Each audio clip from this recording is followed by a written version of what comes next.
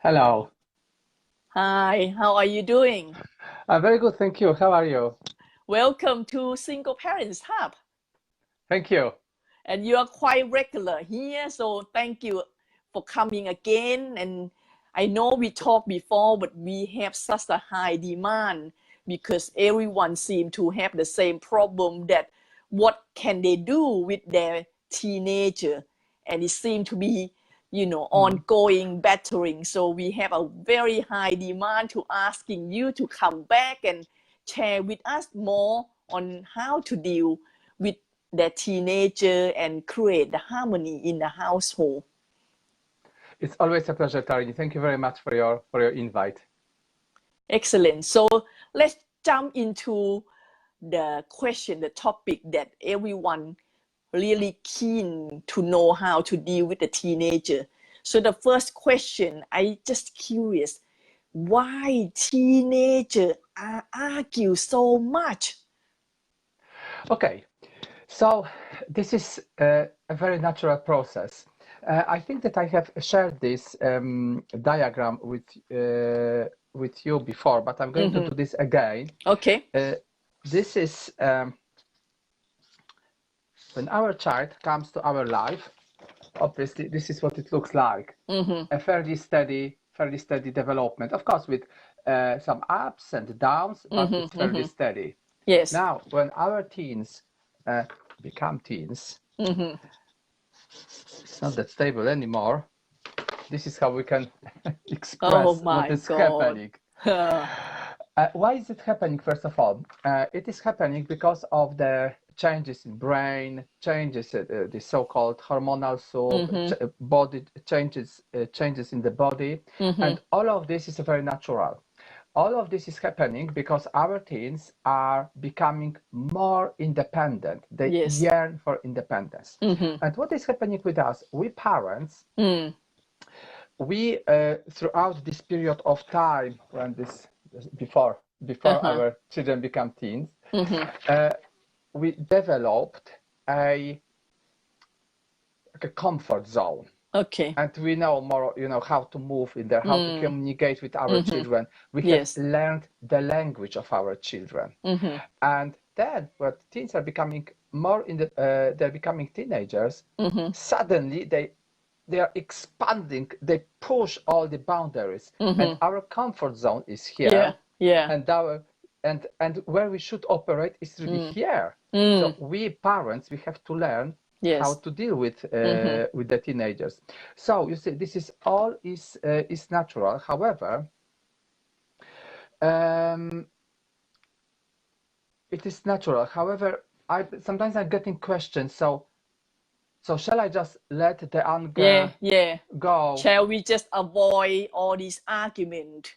Or what can we do? Because if you avoid, they're not going to learn, and then the behavior carry on because they're not being correct. But then Yeah. sometimes it just peace in mind. You just like, okay, just so what shall we do?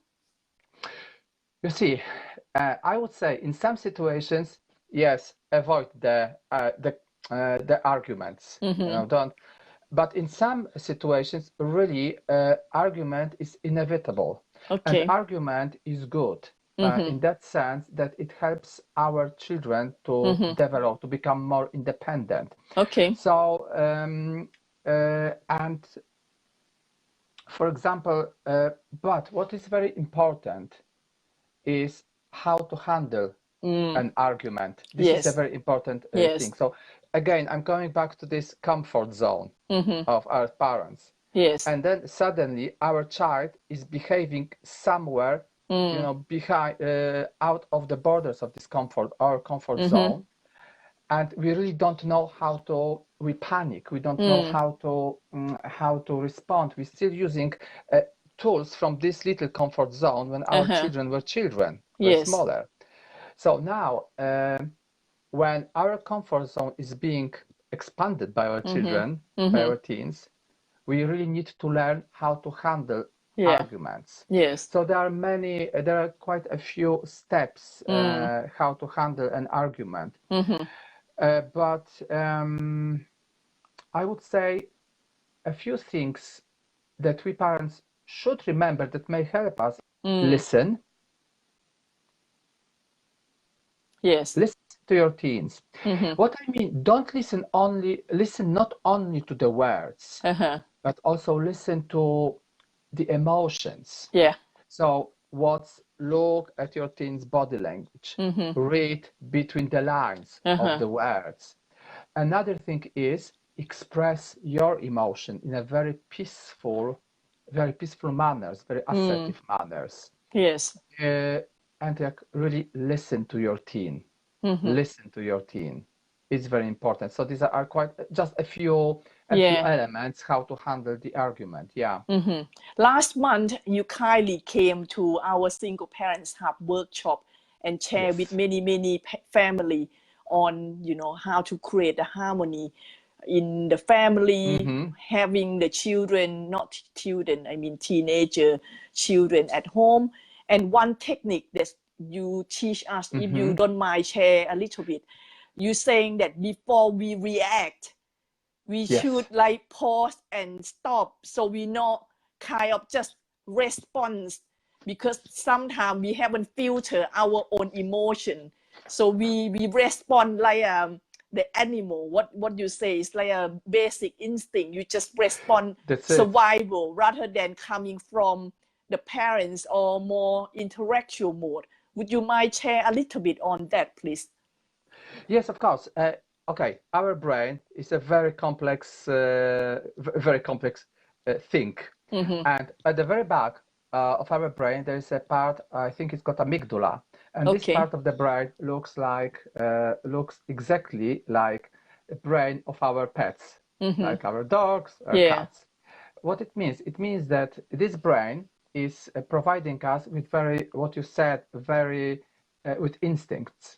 So imagine that our ancestors, they lived in caves, for example, and when they encountered a beast, when they are hunting, they've got two choices: either flight, so you run away as fast as they could, or fight if there's no other choice. And this back of the brain is providing these two basic instincts: fight or flight. Now somewhere at the front of our brain there is this more human part, and this human part also provides suggestions how to respond to a situation. But the problem is that our human part is slower than our animal part of the brain. So this is why, yes, give yourself a few seconds to respond. Sometimes I even suggest to parents, and also this is what I do in my family as well. Sometimes when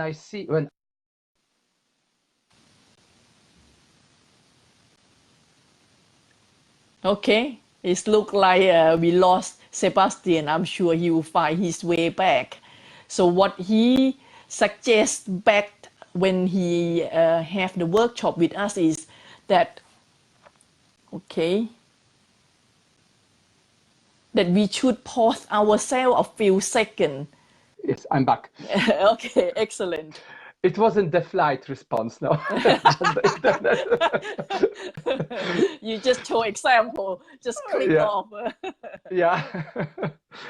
So anyway, so this is sometimes when, we parents, we are adults, so we may find it's easier to calm down. But when we see that our teenager is still boiling, maybe it's better to postpone the discussion, even to the next day. It's fine. Yeah, excellent. That's a good tip, because otherwise, I know you need to argue back, or not really argue back. It's more like debating, right? But we have to come from the calm and the parent state of mind rather than just reflect back, because I find that when you do that, you're going down to their level and they not respect you and look up to you as the parents. You become another friend, you become enemy in some sense, that they think, gosh, you don't understand what I'm going through, you just old people. So it's nice that, like you said, pause or just let them steam off And Yes. when you're ready, we can talk about it. That's the good way. So thank you for that. Yes. If I may add something, Sure. because what I have noticed that many parents, and this is how all of us probably feel sometimes, we feel sometimes that parenting teens is like a battlefield, a constant war. Yes. With some periods of short peace. And however, I would strongly suggest what you said, Tarini, just to be a bit more mindful parent, to build harmony and to rethink our strategies. Why I'm telling this, because quite recently I have noticed in social media lots of questions from parents, and basically the question was that my son or daughter age, let's say 14, did this and this. How shall I punish him or her? Yeah. So and then I was thinking, this is like this looking at parenting from the perspective of a battlefield, really. So, and I think when you're saying that, I can understand and relate to that. That is very old style of parenting. I'm sure you experienced or heard of it before. That's how my parents brought me up. You doing something wrong, you get punished. Yeah, but exactly. I'm not too sure it works with teenager these days. What do you think?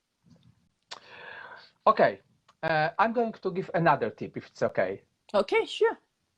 So I'm going to do something. So this is a line, okay? The possible conflict starts or disagreement starts here. Okay. And finishes here. Now, what we parents really need to do, let's try the conflict to finish as soon as possible. Okay. Now, I'm not suggesting to suppress it, not at all, but to deal with this. So there are 1, 2, 3, I would say 4 main elements. Okay. The first element, it is we talk about rules. Okay. We agree on different rules on tasks, for example. Okay. Yes? If we argue in our family about, let's say, tidying up a living bedroom, room, we want, or bedroom, for example, and we want the child to do this, let's set up the rules. But now, remember that our teenagers are semi-adults. So they are not children, but not adults yet. So we cannot expect them to do things as good as adults, but also we shouldn't treat them like children. So we have to, to keep this balance. So involve your teenager in setting up the rules. Okay. But remember that you are also a parent, so that you are the boss. Let's put it like that. I don't like it, but but let your teen to contribute to these rules. And the second thing is very important.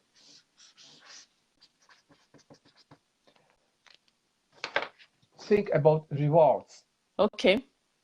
But this is very important to think about rewards, because we don't think it's a quite complex process, but it's possible to find rewards that are really rewards. Yeah? So for example, my child has got a mobile phone. Okay. And this is not a reward. This is because we want our child to have a mobile phone, yes? Because to contact us and so on. However, the reward can be extra data on the mobile phone. Okay, you're very modern. Just an example, yeah. The third one is called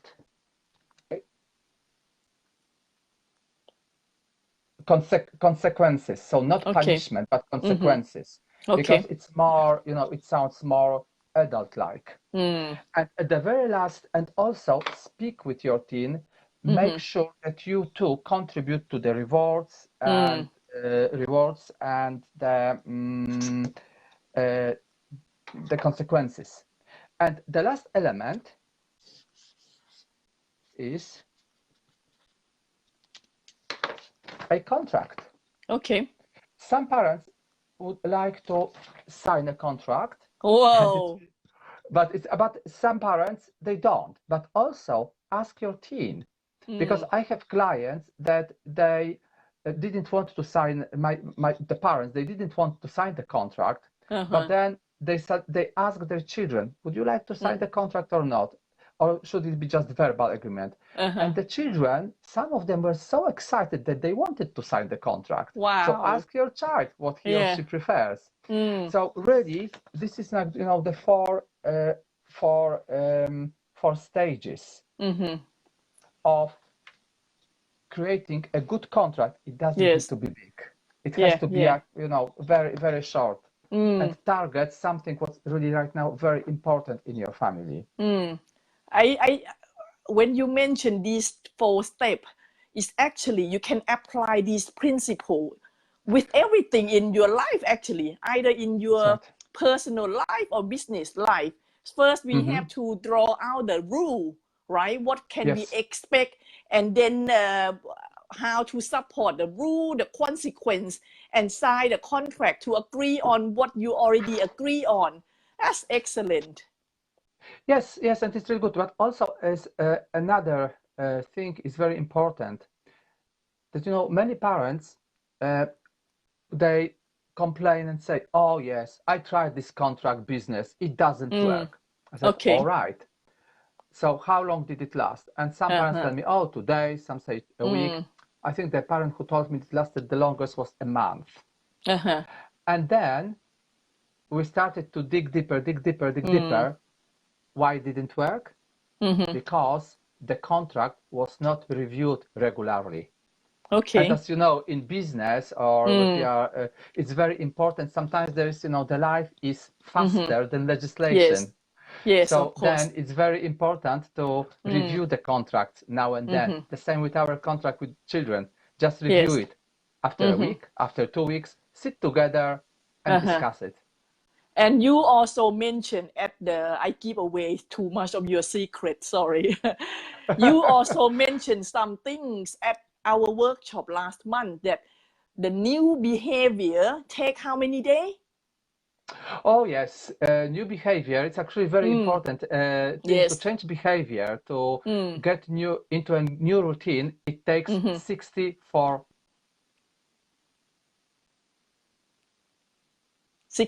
days.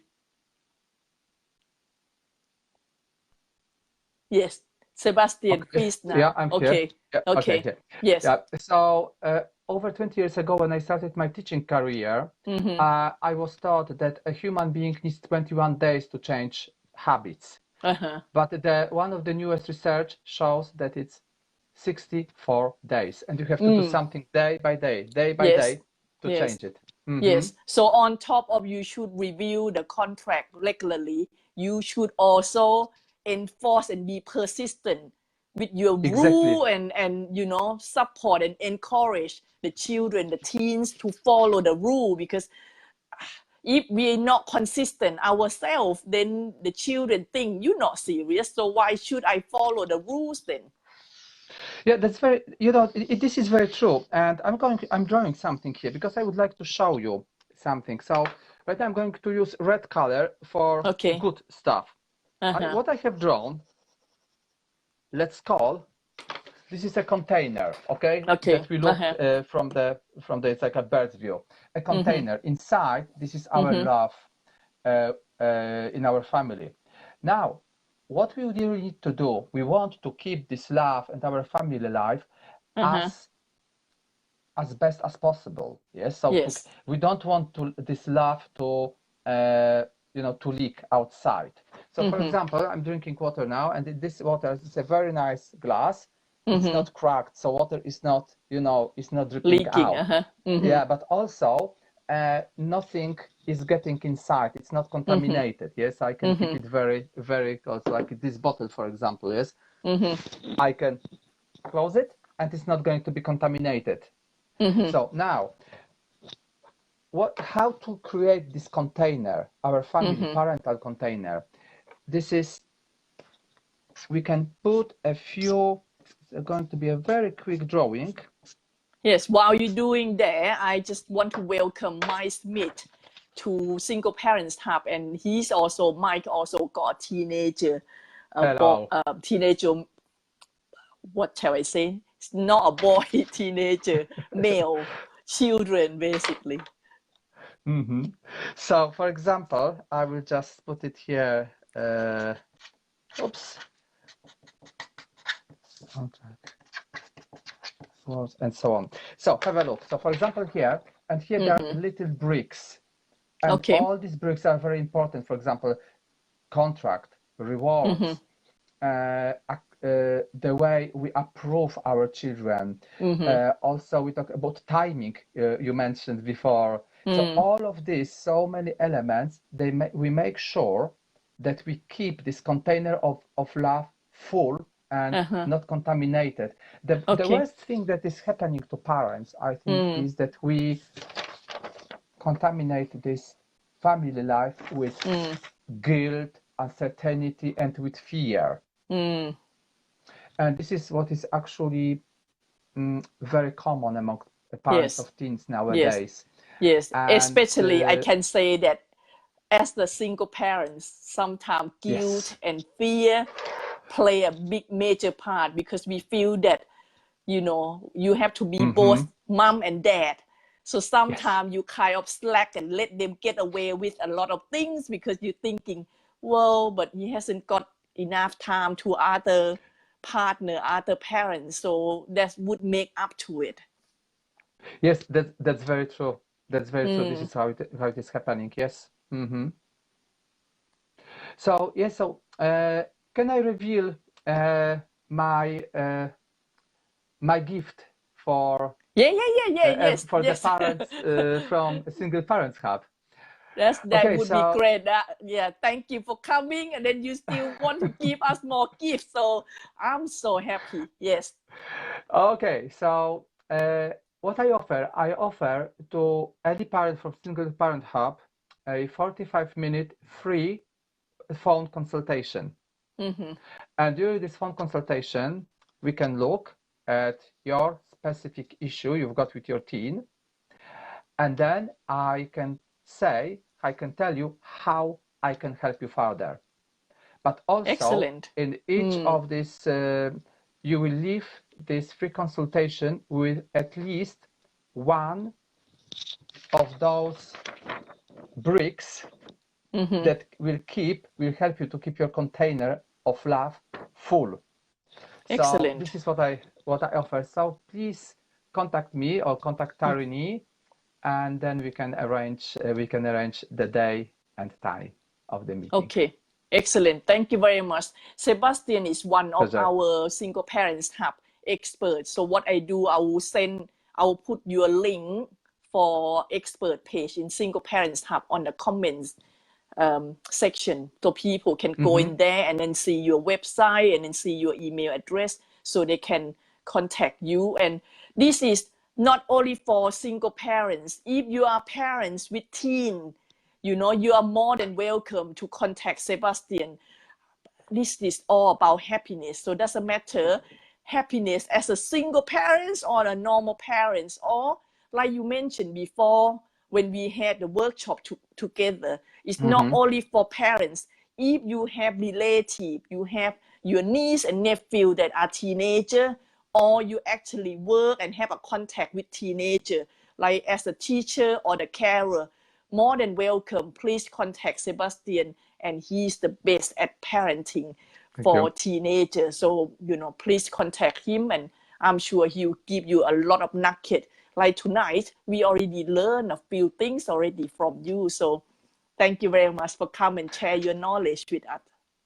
Thank you very much. It's always a pleasure. Thank you. Thank you. Have a nice evening. You too. Thank you. All the best. Thank you. Bye. See you. Thank you. Bye-bye.